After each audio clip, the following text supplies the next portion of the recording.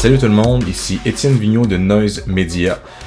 Aujourd'hui, je vous montre un tutoriel Photoshop, un petit tutoriel dans le fond qui va vous montrer comment créer une espèce de frame de Polaroid, un peu comme ce que vous voyez présentement.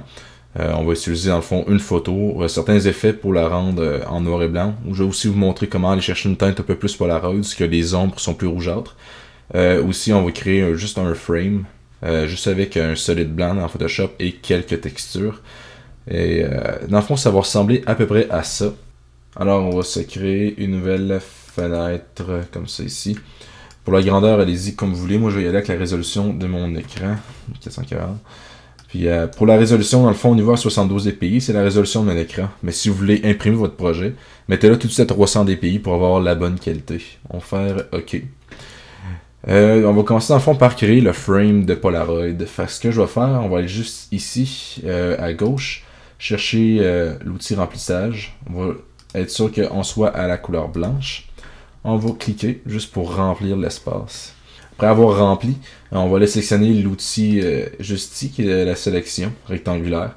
On va se créer une forme de rectangle pour le Polaroid. Fait qu'environ cette forme-là, ça devrait suffire. Et là, si vous voyez, si on supprime, ça va être le côté gauche qui va être effacé, alors que c'est ça qu'on va garder. On va effacer le côté droit. Fait qu'on va y aller avec la commande Shift, commande I si vous êtes en Mac. Et si vous êtes en PC, ça va être Shift, Ctrl I, je crois. Là, vous avez vu que ça l'a transféré de l'autre côté. Fait que là, on peut faire supprimer. Et pour désélectionner, on fait commande D pour Mac.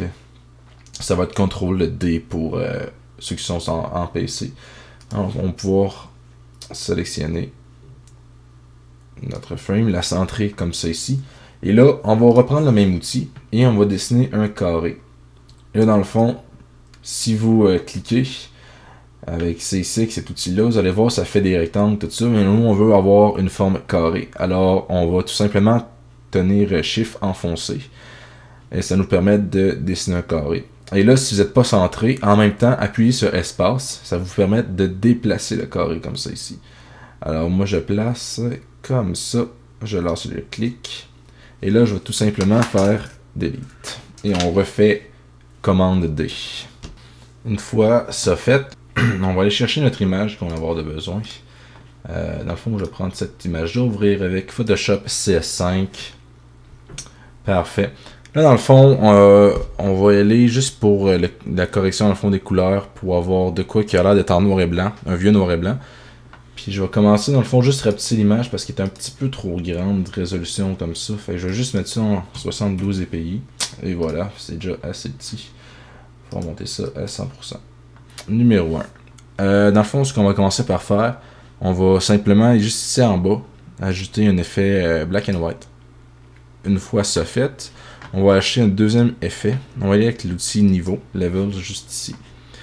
Ce qu'on va essayer de faire, c'est qu'on va augmenter le contraste en premier lieu, pour vraiment assombrir l'image comme ça ici. Avoir des ombres vraiment très noires.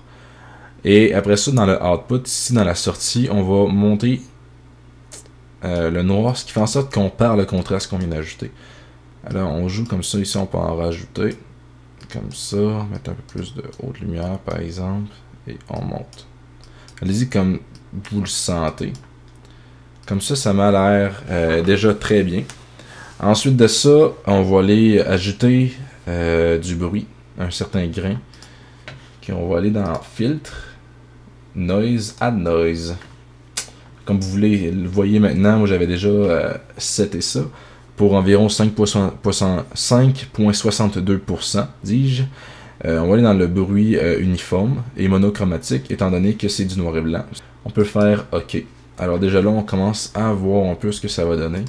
On peut exagérer ça ensuite en allant dans Lens Correction, tout en gardant la photo sélectionnée. On va aller dans Vignette et on va ajouter une vignette comme ça ici. Environ moins 40, une cinquantaine comme ça ici. Mais là, moins 40 et plus 40. Et voilà, parfait. On fait OK. On a une vignette qui s'est créée. Là, on va acheter une espèce de texture de papier à l'image. Pour ça, on va aller en chercher sur un site internet parce qu'il y a des textures gratuites. Ça s'appelle cgtexture.com. Il faut s'inscrire, c'est gratuit. L'inscription est gratuite, vous permet de télécharger pour 15 MB de textures par jour. Ça paraît pas beaucoup, mais les textures sont assez légères d'habitude, puis de très bonne qualité, fait que ça vaut la peine.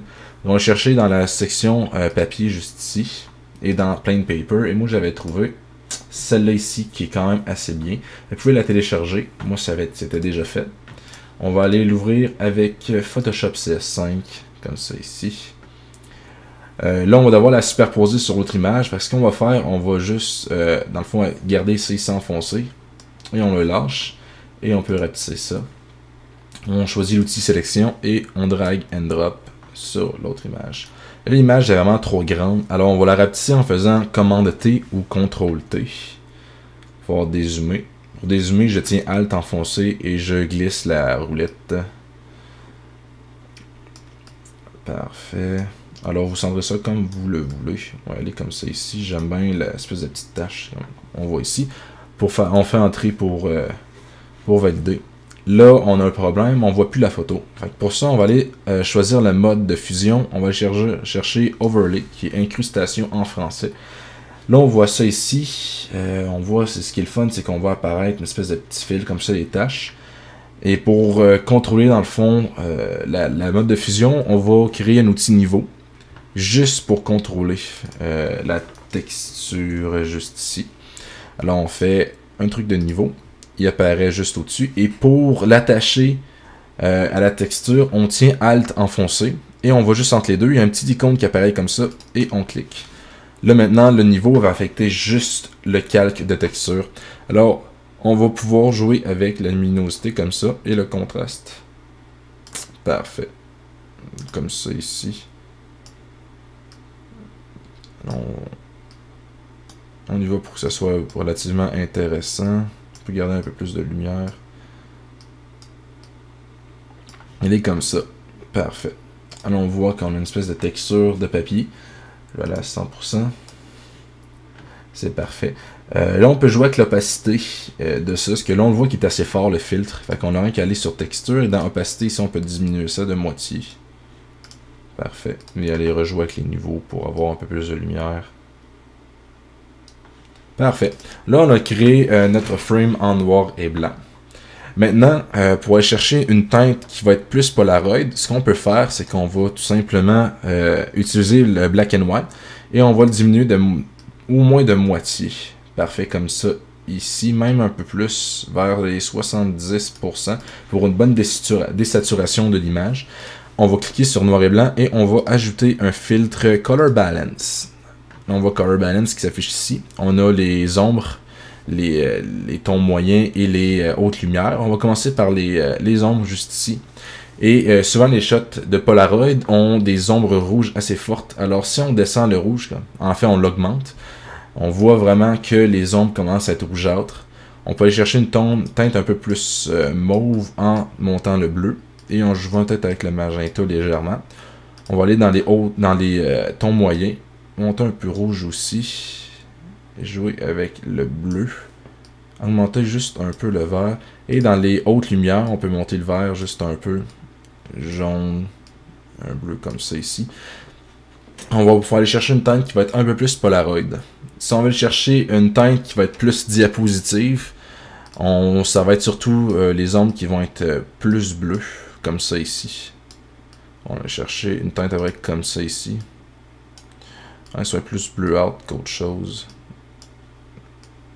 À peu près comme ça ici. Puis les autres lumières aussi vont être bleues. Fait que ça ressemble à peu près à ça. Plus une teinte diapositive. Et là encore on peut jouer avec la texture et le grain de l'image. Comme ça ici. Fait que ce que je vais faire c'est que je vais garder ma teinte de noir et blanc qui était comme ça ici. Parfait. On va aller avec celle-là ici. Là, maintenant, ce qu'on va faire, c'est qu'on va juste prendre toute l'image. On va sélectionner tous les trucs. Dans le fond, on commence par sélectionner niveau. On tient Shift enfoncé. On prend le dernier calque. Clic droit et on fait Merge Layers. Fait qu'elle crée juste une seule image comme ça. Là, on va faire le même principe que tantôt. On va draguer. On va le lâcher. On va le rapetisser comme ça pour mieux voir. Et on va l'envoyer où est-ce qu'on voit notre frame Polaroid comme ça ici. Parfait. Alors ce qu'on va faire, c'est qu'on va la mettre en arrière, comme c'est ici. Et on va la centrer comme on le sent. Parfait, environ ça ici, c'est numéro 1. Et là, on va juste effacer ce qui dépasse, tout simplement comme ça ici. Pas trop de taponnage. Là, je vous montre ça vraiment très simple. C'est sûr qu'il y a beaucoup d'autres techniques pour faire un truc comme ça, mais je vois avec ça parce que je trouve ça plus facile comme ça. Dans le fond, là, on va essayer de créer un effet de profondeur avec notre frame de Polaroid parce qu'on trouve ça je trouve ça un peu plat pour le moment. Pour ça, on va aller, on va juste mettre image et on va chercher ici frame. Alors, on va aller double-cliquer sur l'icône ici et on va aller choisir Bevel and Emboss comme c'est ici. Là, on voit que ça crée un effet de 3 dimensions. C'est parfait, c'est ça qu'on veut. Pour ça, dans le fond, on va y aller assez simple. Là, un petit peu trop élevé, 7. On va descendre ça à 3. Comme ça, ici, on voit que c'est un peu mieux. C'est parfait. On va enlever Use Global Light. Ok, comme ça, c'est bon. On va aller chercher Drop Shadow. Comme ça, ici, on va décocher Use Global Light. On va choisir à peu près le même angle. On va enlever un peu d'opacité.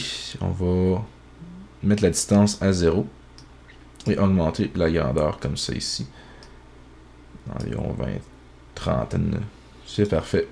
Là, si on regarde ça, déjà là, on a un effet totalement différent. Parce qu'on a un peu de profondeur. Fait qu'on voit vraiment que c'est des couches superposées. Maintenant, ce qu'on va faire, c'est qu'on va essayer d'assombrir un peu la frame. Pour ça, on va aller chercher un effet courbe. Comme ça ici. Et on va juste abaisser un petit peu. Même comme ça ici. Parfait, on va donner une petite touche jaunâtre aussi, fait qu'on va juste prendre le bleu, on va le descendre légèrement. Ok, c'est parfait comme ça. Là, on voit que c'est appliqué aussi à l'image et on veut pas ça. Ce qu'on veut, c'est que ce soit vraiment juste la frame qui soit touchée. Ça, on va toucher les deux ensemble, fait que pour ça, on va tenir Alt enfoncé, on va aller entre les deux, les petites icônes apparaissent, on clique. Alors, on va essayer de donner une petite texture à la frame parce que si on regarde en produit final, on peut voir que c'est un peu graffiné. Qu'on a une espèce de des petits plis comme ça ici qui donnent un effet plus vieillot. Alors, on va retourner dedans. On va aller chercher une texture de papier. Alors, on va prendre ça, on va mettre ça dans Photoshop. Parfait, juste ici. Alors, même principe, on drague. Et je vais mettre ça par-dessus. Là, il apparaît automatiquement sur l'image parce qu'on est encore avec la petite flèche ici qui est incrustée à l'intérieur. On peut laisser comme ça parce qu'il va falloir le faire. Là, on va choisir un mode de fusion qui est Overlay. Comme c'est ici. Là, il disparaît. C'est normal, paniquez pas. On va le remonter un peu. Pour ça, on va aller mettre un effet, niveau. Et on va le rentrer dedans comme ça ici. En tenant Alt enfoncé jusqu'à temps qu'on voit la petite icône. Et là, on va remonter. Comme ça. Et là, on peut voir que ça apparaît de plus en plus. Parfait. Quand on voit un peu plus de graphing comme ça, c'est ce qu'on veut. C'est parfait. Comme ça. Good. On va peut-être descendre un peu. C'est parfait. Et là, on va aller chercher le papier juste ici. Et on va le mettre dans Photoshop. Et on va le mettre par-dessus. Encore là. Comme ça. Et on va le mettre en mode Overlay. Parfait. Là, on peut voir que juste comme ça, c'est déjà très bien. Juste comme donner une petite teinte peut-être à tout ça. Fait qu'on va l'appliquer juste au papier. Curseur un peu. Comme ça. Et donner une teinte jaunâtre. Pas trop non plus. Alors on va tout sélectionner. On va peser sur Curve. On va tenir Shift enfoncé. On va descendre jusqu'en bas. On va faire Merge Layers. Maintenant, ce qu'on va faire, c'est qu'on va distorsionner un peu l'image. Pour ça, on va faire Command T ou Ctrl T. Là, on voit qu'on est prêt à modifier. Mais on va aller dans Edit, dans Transform, juste ici, et on va chercher Warp. En français, j'ai aucune idée de ce que ça va être, mais bon, ça va être. Je vais voir ce que ça donne. Ça donne un quadrillé comme ça ici, et tous les points nous permettent de plier un peu l'image comme ça ici. Là, je l'exagère un peu, mais bon, c'est un peu ça le principe. Parfait. Ce qu'on va faire, c'est qu'on va remonter un peu le coin de même ici. On va descendre ça. Allez-y un peu comme vous voulez. C'est genre pour donner une espèce de... une impression de la distorsion un peu à l'image. Comme ça. Ça a l'air bien. Une fois que c'est fait, on fait entrer. Et voilà, on a une certaine petite distorsion comme ça. Ce qu'on va faire maintenant, c'est qu'on va chercher le fond. J'avais pris juste un plancher très simple comme ça. On l'envoie dans Photoshop. On décolle. On le met ici. Et on le glisse à l'arrière. Et on peut le tasser. Super. Maintenant, on va sélectionner la photo. On va faire commande T. Là, par exemple, on va juste la rapetisser. Et pour la rapetisser de manière égale, sans que ça se déforme, on garde Shift enfoncé. Et là, on peut la rendre plus petite, un peu comme ça. On peut la tourner. Et voilà. Alors, c'est ça que ça donne. Alors, c'est tout pour aujourd'hui. C'était Étienne Vigneault de Noise Media. Et je vous dis à la prochaine. Drop it hard.